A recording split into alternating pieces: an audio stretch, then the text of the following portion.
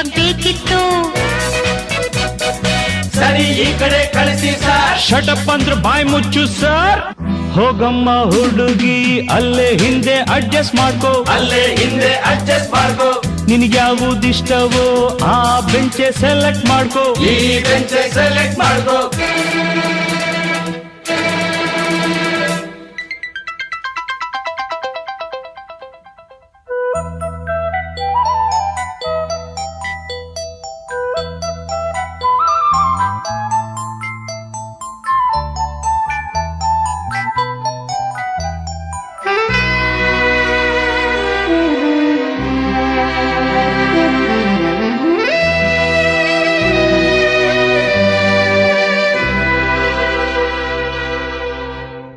ಬಂದ್ಕೊಡ್ಲೆ ಮೀಟಿಂಗ, ಕಣ್ಕೊಡ್ಲೆ ಕಿಸ್ಸಿಂಗ,